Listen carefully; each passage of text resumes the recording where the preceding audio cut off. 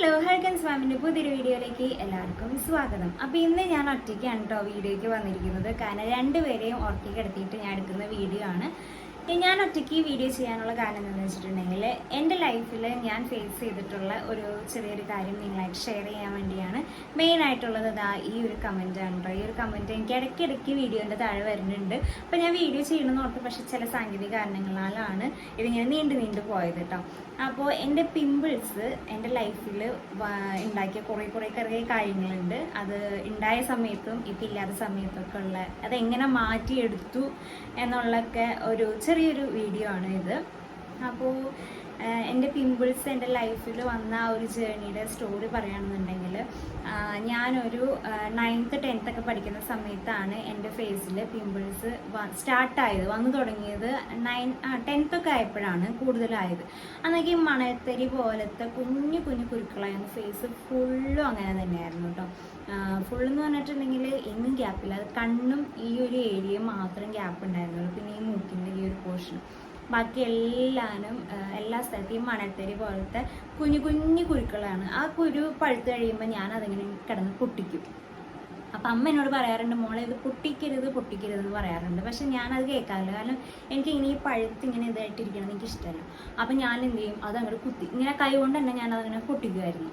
അപ്പോൾ ഞാൻ ഇവിടെ അടുത്ത് തന്നെ ഡോക്ടറിനെ കൺസൾട്ട് ചെയ്ത് കഴിഞ്ഞപ്പോൾ ബ്ലഡും കാര്യങ്ങളൊക്കെ ടെസ്റ്റ് ചെയ്ത് കഴിഞ്ഞപ്പോൾ ബ്ലഡിൽ എന്തോ ഒരു സംഭവം കൂടുതലായിരുന്നു. അപ്പോൾ അതിന് വേണ്ടിയിട്ടുള്ള എനിക്ക് ട്രീറ്റ്മെൻറ്റൊക്കെ തന്നിട്ടുണ്ടായിരുന്നു. ഒരു ഓയിൽമെൻറ്റും പിന്നെ ഒരു ടാബ്ലറ്റ് കാര്യങ്ങളൊക്കെയാണ് തന്നിട്ടുണ്ടായിരുന്നത്. അപ്പോൾ അത് തേച്ച് കഴിഞ്ഞപ്പോൾ, അതായത് ആ ഓയിൽമെൻറ്റ് തേക്കുമ്പോൾ ഫേസ് ഓക്കെ ക്ലിയർ ആവുന്നുണ്ട്.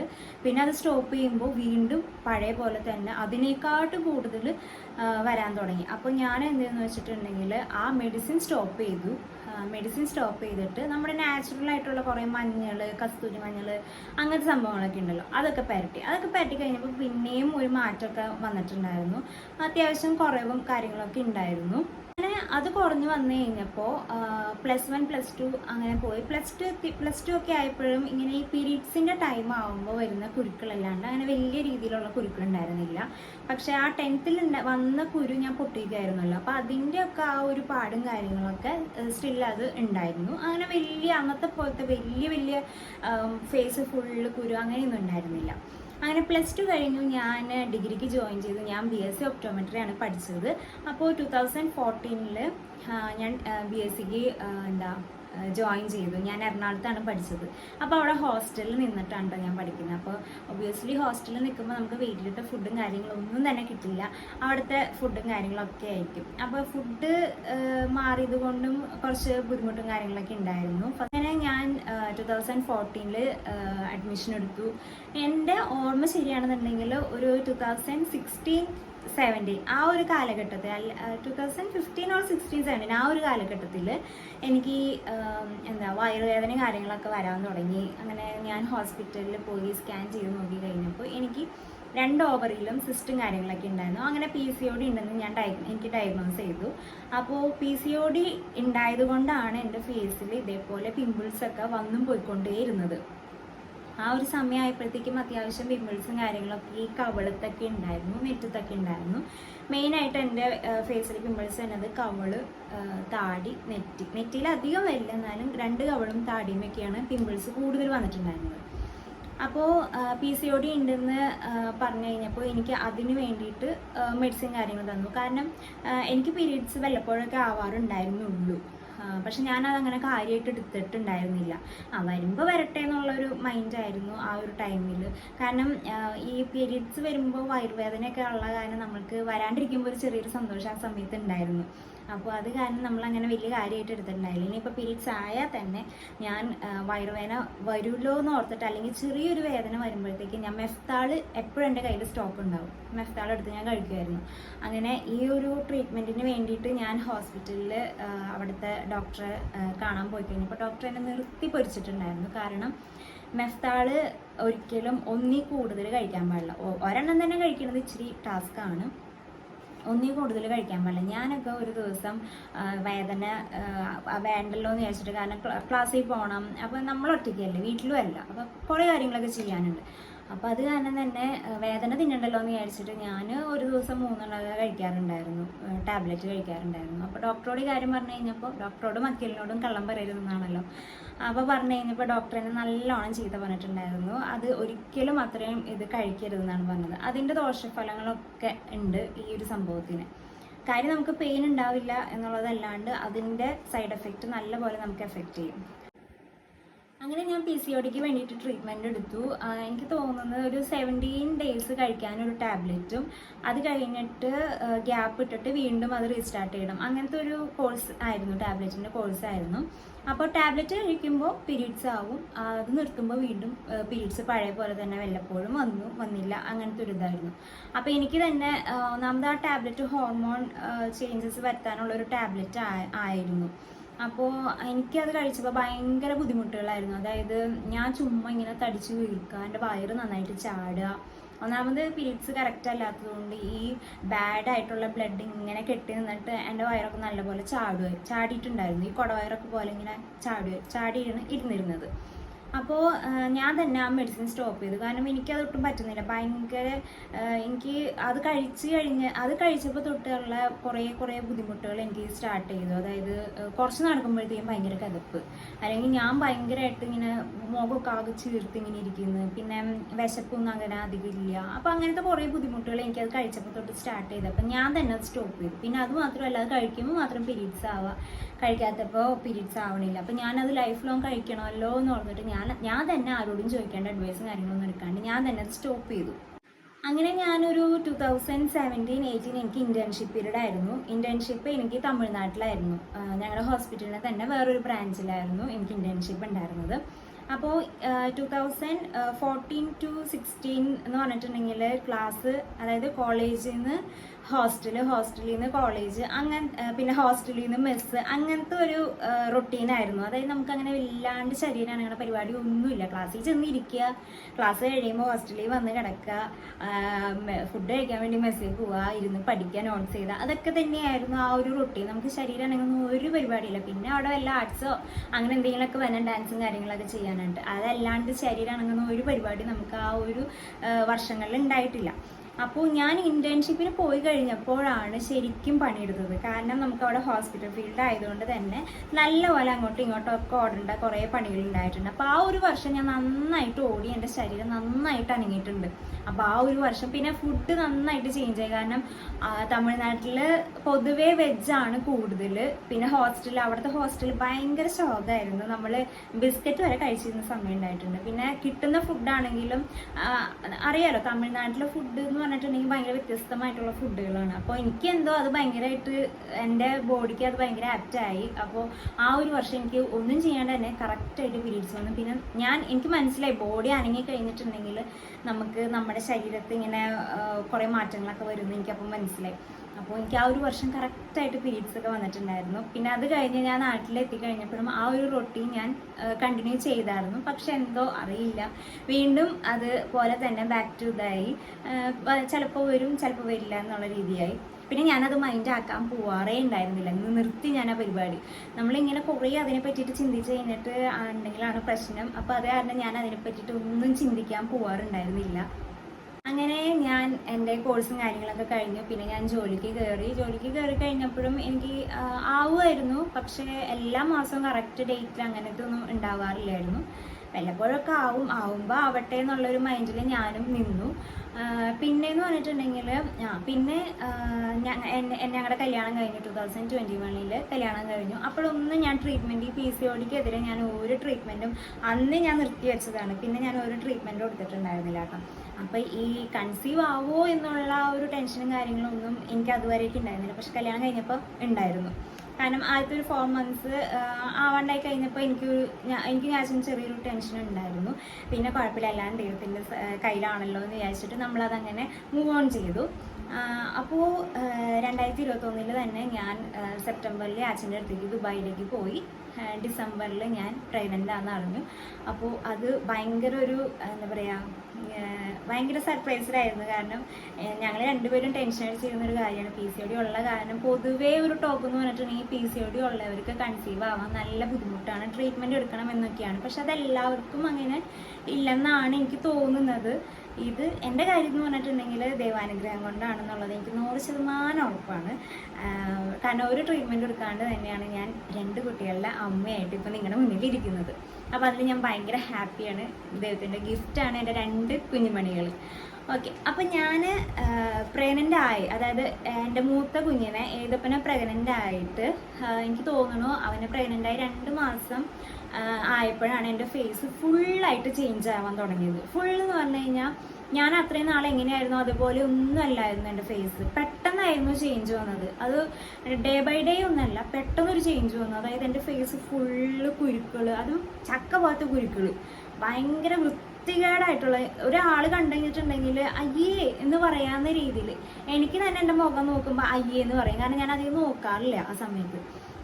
അപ്പം അത്രയ്ക്കും വൃത്തികേടായിട്ടുള്ള ഒരു ഫേസ് ആയിട്ടാണ് വന്നിട്ടുണ്ടായിരുന്നത്. കാരണം ഫുള്ള് കുരു. ഇതെന്ന് പറഞ്ഞിട്ടുണ്ടെങ്കിൽ എൻ്റെ ഈ 2 കണ്ണ് മാത്രമേ എനിക്ക് ബാക്കി ഉണ്ടായിരുന്നുള്ളൂ. ബാക്കി എല്ലായിടത്തും, പിന്നെ ഈ ഒരു ഏരിയയിൽ ഉണ്ടായില്ലെന്നാണ് എൻ്റെ ഓർമ്മ. ബാക്കി എല്ലായിടത്തും നല്ല പോലത്തെ കുരുക്കളായിരുന്നു. അതും ഇങ്ങനെ പഴുത്ത് ഈ എന്താ പറയുക, ചലം ഇങ്ങനെ വന്ന് നിൽക്കുന്ന പോലത്തെ കുരുക്കൾ. ഒന്ന് നമുക്ക് ഫുഡ് കഴിക്കുമ്പോൾ വാ തുറക്കാനോ കോട്ടുവായ ഇടാനോ എന്തിനൊന്ന് ഫേസ് വാഷ് ചെയ്യാൻ പോലും എനിക്ക് പറ്റുന്നുണ്ടായില്ല. അതേപോലെ വലിച്ചിലും, കാരണം ഒന്ന് വാ തുറന്നു കഴിഞ്ഞാൽ അപ്പം ഈ കുരുക്കളൊക്കെ വലിയും പൊട്ടും, അതിൽ നിന്ന് ചലം വരും. അപ്പം തന്നെ ഭയങ്കര ഇതായിരിക്കും. പിന്നെ ഏതപ്പനെ ഞാൻ പ്രഗ്നൻ്റ് ആയ സമയത്ത് ഫസ്റ്റത്തെ ഒരു 4 മന്ത്സ് 3 മന്ത്സ് ഞാൻ ഫുള്ള് ഛർദിയായിരുന്നു. ചുമ്മാ ഒന്ന് പച്ചവെള്ളം കുടിച്ചാൽ വരെ ഞാൻ ഛർദിക്കുമായിരുന്നു. അപ്പം ആ ഛർദിക്കുമ്പോൾ നമ്മൾ ഫേസിൽ നമ്മൾ വായിക്ക് എന്തായാലും ഒരു ആക്ഷൻസ് കൊടുക്കുമല്ലോ. അപ്പോഴൊക്കെ ഇവിടെ ഇങ്ങനെ പൊട്ടി അങ്ങോട്ട് ഒലിക്കും. ആ ഒരു ടൈമിൽ അവിടെ കോവിഡ് വന്ന് പോയ ഒരു ടൈമായിരുന്നു. കോവിഡ് വന്ന് എല്ലാം ബാക്ക് ടു നോർമൽ ആയ ഒരു ടൈമായിരുന്നു. അത് കാരണം എല്ലാവരും മാസ്ക് യൂസ് ചെയ്യുന്നുണ്ടായിരുന്നു. അതെനിക്ക് ഭയങ്കരമായിട്ട് ഗുണം ചെയ്തു. കാരണം ഞാൻ എവിടെയെങ്കിലും പോകുമ്പോൾ മാസ്ക് അങ്ങോട്ട് വെക്കും. കാരണം മാസ്ക് വെച്ചില്ല എന്നുണ്ടെങ്കിൽ എൻ്റെ ഫേസ് കാണുമ്പോൾ ആരാ ഏതാണെന്ന് അറിയാത്തവർ വരെ ഇങ്ങനെ നോക്കും, ഇത് വികൃതമായ ഒരു മുഖമാണല്ലോ എന്ന് വിചാരിച്ചിട്ട്. കാരണം ദുബായിൽ അറിയാമല്ലോ, എല്ലാവരും ഭയങ്കര ടിപ്പ് ടോപ്പ് ഭയങ്കര ഫാഷനബിളൊക്കെ ആയിട്ട് നടക്കുമ്പോൾ നമ്മൾ ഈ മുഖത്ത് ഈ കുരുവും ചുരങ്ങൊക്കെ വെച്ചിട്ട് പോകുമ്പോൾ എനിക്ക് ഭയങ്കര ചമ്മലായിരുന്നു. ഞാൻ അങ്ങനെ അധികം പുറത്ത് ആ സമയത്ത് പോകാനുള്ള ആരോഗ്യം എനിക്ക് ഉണ്ടായിരുന്നില്ല. ഒരു 4 മന്ത്സ് ഒന്നും ഞാൻ പുറത്തേക്ക് ഇറങ്ങിയിട്ടേ ഉണ്ടായിരുന്നില്ല. പക്ഷെ നമ്മളെ കാണാൻ വേണ്ടിയിട്ട് കുറേ പേര് വീട്ടിലേക്ക്, നമ്മുടെ ഫ്ലാറ്റിലേക്ക് വന്നിട്ടുണ്ടായിരുന്നു കേട്ടോ. അപ്പോൾ ആ സമയത്തൊക്കെ ഞാൻ മാസ്ക് വയ്ക്കും. കാരണം ആരും എന്നെ കാണണ്ടല്ലോ, ആർക്കും ഒരു അറപ്പ് ഫീൽ ചെയ്യണ്ടല്ലോ എന്ന് വിചാരിച്ചിട്ട് റൂമിലായാൽ പോലും ഞാൻ മാസ്ക് വയ്ക്കായിരുന്നു. അപ്പോൾ അവരൊക്കെ പറയും അത് സാരില്ല, അതൊക്കെ ഈ സമയത്ത് പറഞ്ഞിട്ടുള്ളതാണെന്ന് പറഞ്ഞിട്ട് എന്നെ കൊണ്ട് മാസ്ക് ഒക്കെ വിരിപ്പിച്ച് വർത്താനൊക്കെ പറയും. എന്നാലും ഞാൻ പൊതുവെ ആരെയും ആ സമയത്ത് അടുപ്പിക്കാറില്ലായിരുന്നു. നമ്മുടെ ആ ഒരു ഗ്യാങ് ഉണ്ടല്ലോ, ആ ഒരു ഗ്യാങ് മാത്രം നമ്മുടെ റൂമിലേക്ക് വരാറുള്ളൂ. കാരണം അവർ വരുമ്പോൾ എനിക്ക് ഭയങ്കര ഒരു ഹാപ്പിനെസ്സും കാര്യങ്ങളൊക്കെ. മറ്റേന്ന് പറഞ്ഞു കഴിഞ്ഞാൽ ഞങ്ങൾ മാത്രമല്ല ഇങ്ങനെ ഉള്ളൂ. അപ്പോൾ ഈ ഒരു 4 ചുമരിനുള്ളിൽ ഇങ്ങനെ ഒതുങ്ങി കൂടുന്ന ആ ഒരു സമയമാണ്. അപ്പോൾ വീക്കെൻഡ് ആവാൻ വേണ്ടി കാത്തിരിക്കും എല്ലാവരും കൂടി ഒത്തുകൂടാനും കാര്യങ്ങൾക്കൊക്കെ ആയിട്ട്. അപ്പോൾ ആ സമയത്ത് ഞാൻ കുറേ സങ്കടപ്പെട്ടിട്ടുണ്ട് കേട്ടോ. കാരണം പുറത്തൊന്നും ഇറങ്ങാനൊന്നും പറ്റുന്നില്ല. ഈ ഒരു ഫേസ് വെച്ചിട്ട് എനിക്ക് ഭയങ്കര നാണക്കേടായിരുന്നു. എൻ്റെ ഇത് കണ്ടിട്ട് ചാച്ചനും കൂടി അതൊരു മോശമാവണ്ടല്ലോ എന്ന് വിചാരിച്ചിട്ട് ഞാൻ ആ ഒരു വഴിക്ക് ഞാൻ പോവാറുണ്ടായിരുന്നു. പിന്നെ എനിക്ക് ഫുൾ സപ്പോർട്ടായിട്ട് നിന്നത് എൻ്റെ കെട്ടിയവനാണ്. അപ്പോൾ ആൾ പറഞ്ഞേടി ഇതൊക്കെ ഇതിൽ പറഞ്ഞിട്ടുള്ളതാണ്, അതായത് നീ ഒന്നും മൈൻഡ് ആക്കണ്ട, കളിയാക്കുന്നവർ കളിയാക്കിക്കോട്ടെ, പ്രശ്നമില്ല. കാരണം അന്ന് ഞങ്ങൾ ഈ റീൽസും കാര്യങ്ങളൊക്കെ അന്നൊന്നും നമുക്ക് യൂട്യൂബ് ചാനൽ ഉണ്ടായിരുന്നില്ല. അപ്പോൾ റീൽസിൽ നമ്മളിങ്ങനെ പ്രഗ്നൻസിയുടെ നമ്മുടെ ഒരു ഹാപ്പിനെസ്സൊക്കെ നമ്മൾ ഷെയർ ചെയ്യുമായിരുന്നു. അപ്പോൾ ആ സമയത്തൊക്കെ വീഡിയോ ചെയ്യുമ്പോൾ എൻ്റെ ഫേസിൽ ഫുള്ള് ഒരുമാതിരി വികൃതമായിട്ടിരിക്കണാകുമ്പോൾ എല്ലാവരും ഫുൾ കമൻസ് വയ്ക്കുക, അയ്യോ ചേച്ചിയുടെ ഫേസ് എന്ത് ഇങ്ങനെ ഇരിക്കണേ, ഇവളുടെ ഫേസ് എന്ത് ഇങ്ങനെ നിറച്ച് കുരുവാണല്ലോ, ഡെർമറ്റോളജിസ്റ്റിനെ കാണിച്ചിട്ട് അങ്ങനെ കാണിച്ചിട്ട് ഇങ്ങനെ കാണിച്ചിട്ട് എന്ന് പറഞ്ഞ് ഫുൾ കമൻസ് വരും. അപ്പോൾ ഒക്കെ ഞാൻ ഭയങ്കര ഡൗൺ ഔട്ടാണ്. അപ്പോൾ രാശൻ പറയാം അതൊന്നും സാരില്ല, അതൊക്കെ ഇതിൽ പറഞ്ഞിട്ടുള്ളതെന്ന് പറഞ്ഞിട്ട് ആൾ ഭയങ്കര സപ്പോർട്ടാണ്. അപ്പോൾ പിന്നെ എനിക്ക് അത് ആ ഒരു മൈൻഡ് മാറി തുടങ്ങിയായിരുന്നു കേട്ടോ. 5th മന്ത് ആയി കഴിഞ്ഞപ്പോഴാണ്, അതായത് ഏതപ്പനെ പ്രഗ്നൻ്റ് ആയിട്ട് 5th മന്ത് ആയി കഴിഞ്ഞപ്പോഴാണ് ഞാൻ നാട്ടിലേക്ക് എത്തിയത്. നാട്ടിലെത്തി കഴിഞ്ഞിട്ട് എനിക്ക് ചെറിയ രീതിയിൽ കുറവൊക്കെ വന്നിട്ടുണ്ടായിരുന്നു കേട്ടോ ഫേസിൽ. ഒരു 6, 7, 8 മന്ത് ആക്കി ആയപ്പോഴത്തേക്കും ആ കുരുവിൻ്റെ ആ ഒരു എന്താ പറയുക ഇത് കുറച്ച് കുറഞ്ഞിട്ടുണ്ടായിരുന്നു. അങ്ങനെ ഞാൻ ഇവിടെ വന്നിട്ട് ഈ ഐസ് മസാജ് അങ്ങനത്തെ ചെറിയ ചെറിയ കാര്യങ്ങൾ, ഈ അമ്മയുടെ പൊടിക്കൈകളൊക്കെ ഉണ്ടല്ലോ, അപ്പം അങ്ങനത്തെ ഒക്കെ ചെയ്ത് കഴിഞ്ഞപ്പോൾ കുറച്ചൊന്നും അമ്മിഞ്ഞു. മുഴുവൻ കംപ്ലീറ്റ് ആയിട്ട് പോയിട്ടുണ്ടായിരുന്നില്ല, കുറച്ചൊന്നും അമ്മിഞ്ഞു എന്ന് പറയാം. ആദ്യത്തെ ആ ബുദ്ധിമുട്ടുണ്ടായിരുന്നില്ല എന്ന് മാത്രം പറയാം. ആ സമയത്തൊന്നും ഞാൻ ഡോക്ടറെ കാണാൻ ഒന്നും ചെയ്തിട്ടുണ്ടായിരുന്നില്ല. കാരണം ഞാൻ കാണുന്ന ഗൈനക്കോളജിസ്റ്റിൻ്റെ അടുത്ത് ഞാൻ പോയപ്പോഴും ഡോക്ടർ പറഞ്ഞത് ഇതാണ്, അത് ഈ പ്രഗ്നൻസി ടൈമിൽ പലർക്കും പല രീതിയിലാണ് ചേഞ്ചസ് വരാം. എനിക്ക് ഇങ്ങനെയാണ് ചേഞ്ചസ് ഉണ്ടാവുന്നത്. അപ്പോൾ അത് കാണിച്ചിട്ട് വലിയ ഗുണമൊന്നുമില്ല, ഡെലിവറി കഴിയുമ്പോൾ ബാക്ക് ടു നോർമൽ ആവുമെന്നാണ് പറഞ്ഞത്. അപ്പം ഞാൻ ഡെലിവറി കഴിയാൻ വേണ്ടിയിട്ട് വെയിറ്റ് ചെയ്തു. ആ സമയത്ത് ഒന്നും ഞാൻ ഡോക്ടറെ കണ്ടിട്ടുണ്ടായിരുന്നില്ല. അങ്ങനെ ഡെലിവറി കഴിഞ്ഞു. പറഞ്ഞ പോലെ തന്നെ ഡെലിവറി കഴിഞ്ഞപ്പോൾ നന്നായിട്ട് കുറഞ്ഞിട്ടുണ്ടായിരുന്നു കേട്ടോ. എന്നാലും കുരു ഉണ്ടായിരുന്നു. ഇതേപോലെ കംപ്ലീറ്റ്ലി കുരു ഇല്ലാത്തൊരു ഫേസ് ഒന്നും ആയിട്ടുണ്ടായിരുന്നില്ല സമയത്ത്. അവിടെ ഇവിടെയൊക്കെ മെയിനായിട്ട് ഈ ഒരു പോർഷനിലൊക്കെ കുരു ഉണ്ടായിരുന്നു. അപ്പോൾ ഞാൻ പിന്നെ എന്തായാലും ഡെലിവറി കഴിഞ്ഞല്ലോ, ഇനി അത് പതിയെ മാറിക്കോളും എന്ന് വിചാരിച്ചിട്ട് ഞാനത് മൈൻഡ് ആക്കിയിട്ടുണ്ടായിരുന്നില്ല. പിന്നെ ഏതപ്പനെ 6 മാസം 7 മാസം ആയപ്പോഴത്തേക്ക് ഞാൻ രണ്ടാമത് പ്രഗ്നൻ്റ് ആയപ്പോൾ വീണ്ടും പഴയ പോലെ തന്നെ കുരു മുഴുവനും പൊന്തിയാക്കണം. ഞാൻ എപ്പോൾ പ്രഗ്നൻ്റ് ആവണോ അപ്പൊക്കെ എൻ്റെ ഫേസ് ഇതേപോലെ വികൃതമാവും എന്ന് എനിക്ക് മനസ്സിലായി. അപ്പോൾ ഈ രണ്ടാമത്തെ പ്രഗ്നൻസിയിൽ ഞാൻ ശരിക്കും പെട്ടു കേട്ടോ. കാരണം അന്നത്തെ എന്ന് പറഞ്ഞിട്ടുണ്ടെങ്കിൽ നമുക്ക് വാ തുറക്കുമ്പോൾ ഒക്കെ ഇവിടെ ഒരു വലിച്ചിൽ അങ്ങനത്തെ ഒരു ബുദ്ധിമുട്ടൊക്കെ ഉണ്ടായിരുന്നുള്ളെങ്കിലും രണ്ടാമത്തെ പ്രഗ്നൻസിയിൽ വന്ന കുരു എന്ന് പറഞ്ഞിട്ടുണ്ടെങ്കിൽ വേദനിക്കുക, ചൊറിയുക, എന്താ പറയുക, ഭയങ്കര ബുദ്ധിമുട്ടായിരുന്നു. എനിക്ക് കിടക്കാനൊന്നും പറ്റില്ല. പിന്നെ അത് മാത്രമല്ല, ഏതപ്പം കുഞ്ഞല്ലേ, അപ്പം അവൻ എൻ്റെ കയ്യിലിരിക്കുമ്പോൾ അവൻ്റെ മീൻസ് അവൻ്റെ കൈയൊക്കെ നഖമൊക്കെ എൻ്റെ മുഖത്ത് കൊള്ളുമ്പോൾ അതിങ്ങനെ പൊട്ടി ഒലിക്കുക, ഭയങ്കര വേദനയും കാര്യങ്ങളൊക്കെ ആയിരുന്നു കേട്ടോ ആ സമയത്ത്. അപ്പോൾ എനിക്ക് ഒട്ടും സഹിക്കാൻ പറ്റുന്നുണ്ടായിരുന്നില്ല. മുമ്പത്തെ ഞാൻ കുറച്ചെങ്കിലും ഒന്ന് അഡ്ജസ്റ്റ് ചെയ്യുക, അല്ലെങ്കിൽ കുറച്ചൊക്കെ ഞാനൊന്ന് ഇത് മാറിക്കോളും എന്നുള്ള രീതിയിൽ ഞാൻ നിൽക്കുമായിരുന്നു. പക്ഷേ ഇതെന്ന് പറഞ്ഞിട്ടുണ്ടെങ്കിൽ എന്നെക്കൊണ്ട് ഒരു നിലയ്ക്കും അതൊന്ന് അഡ്ജസ്റ്റ് ചെയ്യാൻ പറ്റുന്നുണ്ടായിരുന്നില്ല. അപ്പം ഞാൻ രണ്ടും കൽപ്പിച്ചിട്ട് രാജഗിരി തന്നെയാണ് ഞാൻ എൻ്റെ 2 പ്രഗ്നൻസി സംഭവങ്ങളൊക്കെ ചെയ്തത്. അപ്പം ഞാൻ എന്താണ് സ്കാനിങ്ങിൻ്റെ ആ ഒരു ഡേറ്റ് എടുത്ത് കഴിഞ്ഞപ്പോൾ ഒപ്പം ഡെർമറ്റോളജിസ്റ്റിനും ഞാൻ അപ്പോയിൻമെൻ്റ് എടുത്ത് ഫസ്റ്റ് ടൈം ഞാൻ കാണിച്ച് കഴിഞ്ഞപ്പോൾ ഡോക്ടറിൻ്റെ അടുത്ത് ചെന്നതും ഞാൻ മാസ്ക് മാറ്റി കഴിഞ്ഞപ്പോൾ ഡോക്ടർ എൻ്റെ അടുത്ത് ആദ്യം പറഞ്ഞത് എനിക്കൊന്നും ചെയ്യാൻ പറ്റില്ല എന്നാണ് ഡോക്ടർ എൻ്റെ അടുത്ത് മുഖത്ത് നോക്കി പറഞ്ഞത്. കാരണം ഞാൻ പ്രഗ്നൻ്റ് ആണ്, അത് പോരാണ്ട് ഞാൻ ഫീഡ് ചെയ്യുന്നുണ്ടല്ലോ, ഏതപ്പനെ ഞാൻ ഫീഡ് ചെയ്യുന്നുണ്ട്. അപ്പോൾ ഡോക്ടർ പറഞ്ഞു ഒന്നും ചെയ്യാൻ പറ്റില്ല. എന്താ പറയുക, ഈ ഒരു ടൈമിൽ എന്ത് മെഡിസിൻ തന്നാലും ചിലപ്പോൾ അത് റിയാക്ട് ചെയ്യാൻ ചാൻസ് ഉണ്ട്. അതായത് നമ്മൾ പുള്ളി കിടക്കുന്ന കുഞ്ഞിനും റിയാക്ഷൻ വരാൻ ചാൻസ് ഉണ്ട്, ഫീഡ് ചെയ്യുന്ന കുഞ്ഞിനും റിയാക്ഷൻ വരാൻ ചാൻസ് ഉണ്ട്, എനിക്കും റിയാക്ഷൻ വരാൻ ചാൻസ് ഉണ്ട്. അപ്പോൾ ഡോക്ടർ പറഞ്ഞു എനിക്കൊന്നും തരാൻ പറ്റില്ല എന്ന് പറഞ്ഞു. ഞാൻ പറഞ്ഞു ഡോക്ടർ എനിക്ക് ഭയങ്കരമായിട്ട് പെയിൻ ഉണ്ട്, അപ്പോൾ അതില്ലാണ്ടിരിക്കാനെങ്കിലും എന്തെങ്കിലുമൊക്കെ ചെയ്യാൻ പറഞ്ഞു കഴിഞ്ഞപ്പോൾ ഡോക്ടർ പറഞ്ഞു ഓക്കെ, ഒരു ഫേസ് വാഷും തന്നു, പിന്നെ ക്ലിൻഡാമൈസിൻ്റെ ഒരു ഓയിൽമെൻറ്റും തന്നു. വേറെ ഒന്നും എനിക്ക് തന്നിട്ടുണ്ടായിരുന്നില്ല. പിന്നെ ഒരു മോയ്സ്ചറൈസറും തന്നിട്ടുണ്ടായിരുന്നു. വേറെ ഒന്നും എനിക്ക് തരുന്നുണ്ടായില്ല. തരില്ല എന്ന് ആൾ അങ്ങോട്ട് തറപ്പിച്ച് പറഞ്ഞു. ഞാൻ എന്ത് ചോദിച്ചാലും തരില്ല എന്ന് പറഞ്ഞു. കാരണം ചില കണ്ടൻസ് ഉള്ള മെഡിസിൻ തന്നാലാണല്ലോ നമുക്കത് ശരിക്കും ക്യൂർ ആവുള്ളൂ. അപ്പോൾ ആ കണ്ടൻസ് ഒന്നും ആ ഒരു ടൈമിൽ യൂസ് ചെയ്യാൻ പാടില്ല. അപ്പോൾ അത് കാരണം ഡോക്ടർ എനിക്ക് തന്നില്ല. ഓക്കെ, ഞാനത് ഫേസ് വാഷും മോയ്സ്ചറൈസറും ക്ലിൻഡാമൈസിനും ഒക്കെ യൂസ് ചെയ്ത് കഴിഞ്ഞപ്പോൾ കംപ്ലീറ്റ് ആയിട്ട് കുരു ഒക്കെ ഒന്ന് മാറി തുടങ്ങിയിട്ടുണ്ടായിരുന്നു. കുരു മാറി തുടങ്ങി കഴിഞ്ഞിട്ട് അത് ഞാൻ എന്താ പറയുക കണ്ടിന്യൂസ് ആയിട്ട് ഞാൻ യൂസ് ചെയ്യും. പിന്നെയെന്ന് പറഞ്ഞിട്ടുണ്ടെങ്കിൽ ഈ ഡെലിവറി അടുക്കുന്ന ആ ഒരു ടൈമായി കഴിഞ്ഞപ്പോൾ ഞാനത് നിർത്തി. കാരണം എനിക്ക് യൂസ് ചെയ്യാൻ പറ്റുന്നുണ്ടായിരുന്നില്ല. ഒന്നാമത് ഹെൽത്ത് ഇഷ്യൂസും കാര്യങ്ങളൊക്കെ ആയി. അപ്പോൾ പിന്നെ ഞാൻ ഫേസ് അങ്ങനെ വല്ലാണ്ട് ശ്രദ്ധിക്കാനൊന്നും പോയിട്ടൊന്നുമില്ല. അപ്പം ഞാൻ ഫേസ് വാഷ് കഴിഞ്ഞപ്പോൾ അത് ഞാൻ വാങ്ങൽ നിർത്തി. ക്ലിൻഡാമൈസിൻ കഴിഞ്ഞപ്പോൾ അത് ഞാൻ നിർത്തി. എല്ലാം ഞാൻ എൻ്റെ ഇഷ്ടത്തിന് തന്നെ നിർത്തി. അപ്പോൾ വീണ്ടും അത് ഇങ്ങനെ പഴയ പോലെയല്ല, എന്നാലും ചെറിയ രീതിയിലൊക്കെ ആവാൻ തുടങ്ങി.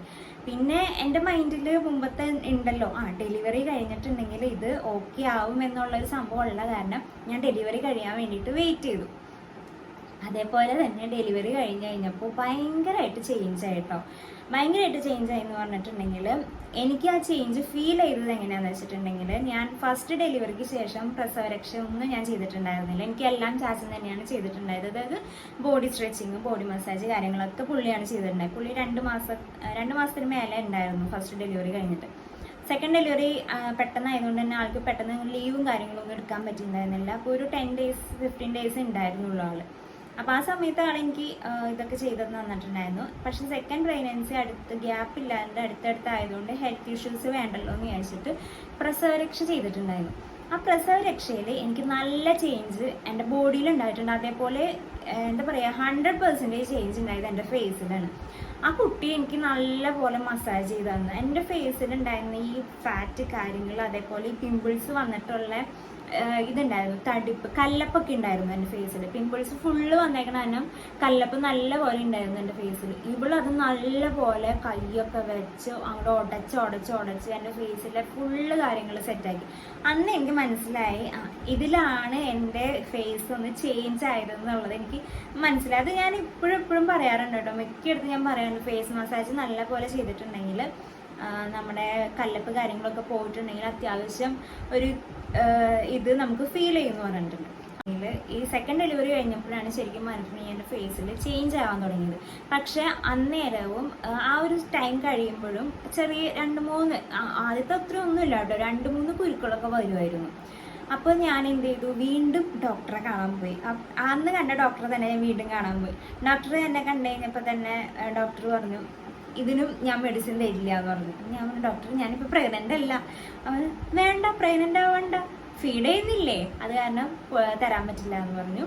ഡോക്ടർ പണ്ട് എഴുതി തന്ന, അതായത് മുമ്പ് എഴുതി തന്ന ഫേസ് വാഷും മോയ്സ്ചറൈസറും ക്ലിൻഡാമൈസിൻ യൂസ് ചെയ്യണ്ടെന്ന് പറഞ്ഞു. ആ മോയ്സ്ചറൈസറും ഫേസ് വാഷും ആണ് എനിക്ക് തന്നത്. അപ്പോൾ ഞാൻ വിചാരിച്ചു ഓക്കെ അതന്നെ യൂസ് ചെയ്യാം എന്നുള്ള രീതിയിൽ ഞാനിപ്പോൾ കറൻ്റ്ലി യൂസ് ചെയ്യുന്നത് അതാണ്. എൻ്റെ ഫേസിൽ ഞാൻ പിന്നെ എനിക്ക് വിശ്വാസമായ ഒരു സംഭവം കൂടി ഞാൻ ചെയ്യുന്നുണ്ട്, ഡെയിലി ഞാൻ ചെയ്യുന്നുണ്ട്. അതെനിക്ക് തോന്നുന്നു നിങ്ങളൊക്കെ കണ്ടിട്ടുണ്ടാവും, ഈ റീൽസിലൊക്കെ ഇപ്പോൾ കുറച്ച് ട്രെൻഡിങ് ആയിട്ടുള്ള മറ്റേ കൊറിയൻ ഫേസ് മാസ്ക് എന്ന് പറഞ്ഞിട്ടുള്ള ഒരു സംഭവം ഉണ്ടല്ലോ, അതാണ് സംഭവം. ഞാനിപ്പോൾ ഡെയിലി ചെയ്യുന്നുണ്ട്. പക്ഷെ അത് നല്ല ഗുണമുള്ള സംഭവമാണ് കേട്ടോ. നല്ല ഗുണം എന്ന് പറഞ്ഞാൽ നല്ല ഗുണമുണ്ട്. എൻ്റെ ഫേസിൽ ഓപ്പൺ പോഴ്സും കാര്യങ്ങളൊക്കെ ഉണ്ട്. കാരണം ഞാൻ ഈ കുരു ഇരുന്ന് പൊട്ടിക്കണ കാരണം അത്യാവശ്യം ഓപ്പൺ പോഴ്സും കാര്യങ്ങളൊക്കെ ഉണ്ട്. അപ്പം അന്നേരം മുമ്പൊക്കെ എന്നെ എല്ലാവരും കളിയാക്കുമായിരുന്നു, കുണ്ടും കുഴി നിറഞ്ഞ മുഖമാണല്ലോ, അങ്ങനെയാണല്ലോ ഇങ്ങനെയാണല്ലോ എന്നൊക്കെ പറഞ്ഞിട്ട്. പക്ഷേ ഇപ്പം എന്ന് പറഞ്ഞിട്ടുണ്ടെങ്കിൽ കുരുവില്ല, കുരു മൊത്തത്തിൽ പോയിട്ടുണ്ട്. ഇപ്പം നിങ്ങൾക്ക് എൻ്റെ ഇത് നോക്കിയാൽ അറിയാം. പിന്നെ ഇവിടെ ഒരെണ്ണം വന്നു പോയതാണ് കേട്ടോ, കാരണം പീരീഡ്സിൻ്റെ ആ ടൈം ആകുമ്പോൾ വന്ന ആ ഒരു കുരുവാണ്. അതല്ലാണ്ട് എൻ്റെ മുഖത്ത് ഇപ്പോൾ ഒരു കുരു പോലും ഇല്ല. കുരു വന്ന ആ ഒരു പാടിൻ്റെ ആ ഒരു ബ്രൈറ്റ്നെസ്സും ഇപ്പം പോയിട്ടുണ്ട്. കാരണം ഞാൻ 2ാമത്തെ തവണ ഞാൻ ഇപ്പോൾ പറഞ്ഞില്ലേ, സെക്കൻഡ് ഡെലിവറി കഴിഞ്ഞ് ഞാൻ വീണ്ടും ഡോക്ടറെ കൺസൾട്ട് ചെയ്യാൻ പോയി കഴിഞ്ഞപ്പോൾ ഡോക്ടറോട് ഞാൻ പറഞ്ഞു, ഡോക്ടർ എൻ്റെ ഈ മുഖത്ത് ഈ കുണ്ടും കുഴിയും അപ്പോൾ ഒന്ന് ചേഞ്ച് ആക്കി തരാനായിട്ട് എന്തെങ്കിലും മാർഗമുണ്ടോ എന്ന് ചോദിച്ചപ്പോൾ ഡോക്ടർ പറഞ്ഞത് ലേസർ ചെയ്യാമെന്നാണ് പറഞ്ഞത്. അപ്പോൾ ലേസർ ഇത്ര സിറ്റിങ് ചെയ്യണം എന്നൊക്കെ പറഞ്ഞു. അപ്പോൾ ഡോക്ടർ തന്നെ എൻ്റെ അടുത്ത് പറഞ്ഞു എന്തിനാ അത് ചെയ്യണം, അതിൻ്റെ ചെയ്യേണ്ട ആവശ്യമൊന്നുമില്ല, മുമ്പത്തേക്കാളും നല്ല കുറവുണ്ട് ഇപ്പോൾ. ആൾക്ക് ഓർമ്മയുണ്ട് കേട്ടോ, അപ്പോൾ മുമ്പത്തേക്കാളും നല്ല കുറവുണ്ടല്ലോ ഇപ്പോൾ ചെയ്യേണ്ട ആവശ്യമില്ല എന്ന് ഡോക്ടർ പറഞ്ഞു കഴിഞ്ഞപ്പോൾ എനിക്ക് കുറച്ചും കൂടി ഒരു കോൺഫിഡൻസ് ആയി. സാധാരണ ഡോക്ടേഴ്സ് അത് ചെയ്യാം എന്നുള്ള രീതിയിലാണല്ലോ പറയാം. ഈ ഡോക്ടർ അങ്ങനെ പറയാണ്ടായി കഴിഞ്ഞപ്പോൾ എനിക്ക് കുറച്ച് കോൺഫിഡൻസ് ആയത്. എപ്പോഴെങ്കിലും മാറുമല്ലോ, മാറിയില്ലെങ്കിലും ജസ്റ്റ് ഒന്ന് കുറയുമല്ലോ എന്നുള്ള വിചാരം ഉണ്ടായിരുന്നു. പിന്നെ ഞാനൊരു കാര്യം പറയാൻ വിട്ടു. ഞാൻ എൻ്റെ എന്താ പറയുക, നമ്മുടെ ഫുഡ് കാര്യങ്ങളിൽ ഒരു ചെറിയൊരു ചേഞ്ച് വരുത്തിയിട്ടുണ്ടായിരുന്നു. അതായത് ഷുഗർ കട്ട് ചെയ്തു. ഷുഗർ കട്ട് ചെയ്യാന്ന് പറഞ്ഞു കഴിഞ്ഞാൽ എനിക്ക് ചായ കുടിക്കുമ്പോൾ ഇച്ചിരി ഷുഗർ വേണം എന്നല്ലാണ്ട് ബാക്കിയുള്ള ഈ ഐസ്ക്രീം അങ്ങനത്തെ സംഭവങ്ങളൊക്കെ ഉണ്ടല്ലോ, അതൊക്കെ കിട്ടിക്കഴിഞ്ഞിട്ടുണ്ടെങ്കിൽ ഞാൻ നന്നായിട്ട് കഴിക്കുമായിരുന്നു. അപ്പോൾ അതൊക്കെ കഴിക്കലൊക്കെ ഞാൻ നിർത്തിയിട്ടുണ്ടായിരുന്നു ആ ഒരു പിമ്പിൾസിൻ്റെ ആ ഒരു സമയത്ത്. അപ്പോൾ ഞാൻ അതൊക്കെ നിർത്തിയിട്ടുണ്ടായിരുന്നു. ഷുഗർ മെയിനായിട്ട് കട്ട് ചെയ്തിട്ടുണ്ടെങ്കിൽ നമ്മുടെ ഫേസ് നന്നായിട്ട് ക്ലീൻ ആൻഡ് ക്ലിയർ ആവും എന്നാണ് പറയുന്നത്. പക്ഷെ അത് എക്സ്പീരിയൻസ് ചെയ്തിട്ടുണ്ട് കേട്ടോ ഞാൻ. അപ്പോൾ സ്റ്റാർട്ടിങ് തന്നെ ഷുഗർ കട്ട് ചെയ്യുമ്പോൾ എല്ലാവർക്കും നല്ല ബുദ്ധിമുട്ടായിരിക്കും. കാരണം ഷുഗർ നമ്മുടെ ഹെൽത്തിൽ നിന്ന് പോയി കഴിയുമ്പോൾ ഇച്ചിരി ബുദ്ധിമുട്ടൊക്കെ ഉണ്ട്. ഈ കൈയൊക്കെ വിറയ്ക്കുക, അതായത് കുറച്ച് ബുദ്ധിമുട്ടായിരിക്കും ആദ്യത്തെ ഒരു 3-4 ദിവസം. പിന്നെ അത് സ്റ്റേബിൾ ആയിക്കോളും. അങ്ങനെ എന്തെങ്കിലും ഒരു സംഭവം വരാണെന്നുണ്ടെങ്കിൽ എന്തെങ്കിലും ഓറഞ്ച് കാര്യങ്ങളൊക്കെ എടുത്ത് കഴിച്ച് കഴിഞ്ഞിട്ടുണ്ടെങ്കിൽ അത് സ്റ്റേബിളാവും. അപ്പോൾ ഞാൻ അങ്ങനത്തെ ഒരു സംഭവം കൂടി ചെയ്തിട്ടുണ്ടായിരുന്നു. പിന്നെ കൊറിയൻ ഫേസ് മാസ്കിൻ്റെ കാര്യം പറഞ്ഞിട്ടുണ്ടായിരുന്നില്ലേ, അതാണ് ഞാൻ ഇപ്പോൾ എൻ്റെ ഒരു ഹോം റെമഡി ആയിട്ട് ഞാൻ ചെയ്യുന്നത്. അതായത് അതെങ്ങനെ ഉണ്ടാക്കുന്നതെന്നുള്ളതൊക്കെ ഞാനൊരു വീഡിയോ ആയിട്ട് ഞാൻ ചെയ്യാം. ഇപ്പോൾ ജസ്റ്റ് ഒരു നറേഷനായിട്ടാണ് ഞാനിത് വന്നിരിക്കുന്നത്. കാരണം എല്ലാം കൂടി നമുക്കിപ്പോൾ ചെയ്യാനായിട്ട് പറ്റില്ല. കാരണം ഇപ്പോൾ യൂസ് ചെയ്യുന്നത് എന്താണെന്ന് വെച്ചിട്ടുണ്ടെങ്കിൽ കാണിച്ചു തരാം. ഇതാണ് എനിക്ക് തന്നിട്ടുള്ള ഫേസ് വാഷ്. ഡി ആക്നെ എന്ന് പറഞ്ഞിട്ടുള്ള, കാണുന്നുണ്ടോ? D acne. ഇത് ഫ്രണ്ട് ക്യാമറ ആയതുകൊണ്ട് ഞാൻ ഇതിൻ്റെ ലിങ്കും കാര്യങ്ങളൊന്നും എൻ്റെ കയ്യിലില്ല. കാരണം ഞാനിത് നമ്മുടെ മെഡിക്കൽ സ്റ്റോറിൽ നിന്ന് വാങ്ങിയതായതുകൊണ്ട് എനിക്ക് ഇതിൻ്റെ ലിങ്കൊന്നും എൻ്റെ കയ്യിലില്ല. ഇതിൻ്റെ പേര് ഞാൻ വേണമെന്നുണ്ടെങ്കിൽ ഡിസ്ക്രിപ്ഷനിൽ ഇട്ടേക്കാം. നിങ്ങൾക്ക് ക്ലിയർ ആണോ എന്ന് എനിക്കറിയില്ല. ഇതാണ് ഞാൻ യൂസ് ചെയ്യുന്ന ഫേസ് വാഷ്. ഡി ആക്നെ എന്നാണ് പേര്. സാലിസിലിക് ആസിഡ് വിത്ത് ഗ്ലൈക്കോളിക് ആസിഡ് ആണ് അതിൻ്റെ കണ്ടന്റ് വരുന്നത്. ഫോമിങ് ഫേസ് വാഷ് ആണ് ഇത്. ജസ്റ്റ് ഒരു ഫോം ബേസ്ഡ് ആണ്. അത് ജസ്റ്റ് ഒന്ന് പതപ്പിച്ചിട്ട് പത തന്നെയാണ് അത് സംഭവം. അപ്പം നമ്മുടെ ഫേസിലിട്ടൊരു 30 സെക്കൻഡ്സോളം നന്നായിട്ടൊന്ന് മസാജ് ചെയ്തിട്ട് പിന്നെ ഫേസ് അങ്ങോട്ട് വാഷ് ചെയ്യാം. ഇതാണ് എനിക്ക് തന്നിട്ടുള്ള ഒരു ഫേസ് വാഷ്. മുമ്പും തന്നത് ഇത് തന്നെയാണ്. കാരണം പിമ്പിൾസ് ഉള്ള ആക്നെ ഉള്ള ഒരു ഫേസിൽ നന്നായിട്ട്, അതും ഓയിലി സ്കിൻ ആണെന്നുണ്ടെങ്കിൽ കൂടുതലും നല്ലത് ഈ ഒരു ഫേസ് വാഷാണ്. പിന്നെ എനിക്ക് തന്നിട്ടുള്ള മോയ്സ്ചറൈസറാണ് കേട്ടോ ഇത്. സിറ്റ് മോയ്സ്റ്റ് എന്ന് പറഞ്ഞിട്ടുള്ള ഒരു മോയ്സ്ചറൈസറാണ്. ഇതും ആക്നെ പ്രോൺ സ്കിന്നിനുള്ള ഒരു മോയ്സ്ചറൈസറാണ്. ഇത് രണ്ടുമാണ് എനിക്ക് ഡോക്ടർ തന്നിട്ടുള്ള ആകെ മെഡിസിൻ എന്ന് പറയാനായിട്ടുള്ളത്. ഇതൊരു മെഡിസിൻ അല്ല, ഇതൊരു നമ്മൾ ഫേസ് വാഷും കാര്യങ്ങളൊക്കെ യൂസ് ചെയ്യും, മോയ്സ്ചറൈസറൊക്കെ യൂസ് ചെയ്യുന്ന വ്യക്തികളാണല്ലോ കൂടുതലും. അപ്പോൾ ആക്നെ പ്രോൺ സ്കിന്നുള്ളവർക്ക് ഡോക്ടർ സജസ്റ്റ് ചെയ്യുന്ന ഒരു സംഭവമാണ്. എനിക്ക് ഡോക്ടർ സജസ്റ്റ് ചെയ്തേക്കുന്നതാണ് ഇത് രണ്ടും. പിന്നെ ക്ലിൻഡാമൈസിൻ ഞാൻ സെക്കൻഡ് പ്രഗ്നൻസിയുടെ ആ ഒരു ടൈമിൽ, അതായത് ക്യാരിങ് ആയിട്ടുള്ള ടൈമിൽ, മുഖത്ത് പിമ്പിൾസ് ഉള്ള ടൈമിൽ എനിക്ക് ക്ലിൻഡാമൈസിൻ തന്നിട്ടുണ്ടായിരുന്നു. ഇപ്പോൾ മുഖത്ത് പിമ്പിൾസ് ഇല്ലാത്ത കാരണം അങ്ങനെ ഓയിൻമെൻറ്റും കാര്യങ്ങളൊന്നും തന്നിട്ടില്ല. ഇത് രണ്ട് മാത്രമാണ് എനിക്ക് തന്നിരിക്കുന്നത്. അപ്പോൾ ഇത് പിന്നെ ഞാനൊരു കാര്യം പറയുകയാണെന്നുണ്ടെങ്കിൽ പലർക്കും പല രീതിയിലാണ് അവരുടെ സ്കിന്നിരിക്കുന്നത്. ഞാൻ ഇതേപോലെ എൻ്റെ മുഖത്ത് ഫേസിലെ പിമ്പിൾസ് ഒക്കെ പോകാൻ വേണ്ടിയിട്ട് ഞാൻ കുറേ യൂട്യൂബിൽ കുറേ വീഡിയോസ് കണ്ടിട്ടുണ്ട്. അതേപോലെയൊക്കെ ഞാൻ ട്രൈ ചെയ്തിട്ടുണ്ട്. പക്ഷെ ഒരു കാര്യം ഉണ്ടായിട്ടില്ല. നമുക്ക് ഫേസിൽ എന്തെങ്കിലും ഇഷ്യൂസ് ഉണ്ടെങ്കിൽ ഏറ്റവും നന്നായിട്ട് ചെയ്യേണ്ട ഒരു കാര്യം എന്ന് പറഞ്ഞിട്ടുണ്ടെങ്കിൽ നമ്മളൊരു ഡെർമറ്റോളജിസ്റ്റിനെ കൺസൾട്ട് ചെയ്യുക. അപ്പോൾ അവർക്ക് കാര്യം പിടുത്തം കിട്ടുക എന്താ സംഭവം എന്നുള്ളത്. ഇപ്പോൾ താരം കാരണം പിമ്പിൾസ് വരുന്ന കുറേ പേരുണ്ട്. പിന്നെ നമ്മളുടെ ബ്ലഡിൽ തന്നെ, അതായത് ബ്ലഡിൽ തന്നെ എന്തെങ്കിലും ഇഷ്യൂസ് ഉണ്ടെങ്കിൽ പിമ്പിൾസ് വരും.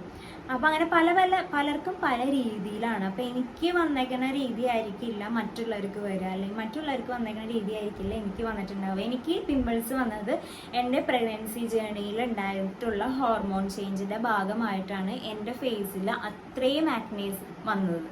മറ്റേത് പറഞ്ഞാൽ മുമ്പ് വന്നതെന്ന് പറഞ്ഞിട്ടുണ്ടെങ്കിൽ എനിക്ക് PCOD ഉള്ള കാരണം. ഇപ്പം എൻ്റെ ഫേസ് ക്ലിയർ ആയിട്ടുള്ളത് ആഫ്റ്റർ ഡെലിവറി, അതായത് ആ ഒരു ഹോർമോണൊക്കെ മാറി ബാക്ക് ടു നോർമൽ ആയതുകൊണ്ടാണ് എൻ്റെ ഫേസിലെ പിമ്പിൾസ് ഒക്കെ ഇപ്പം മാറിയിട്ടുള്ളത്.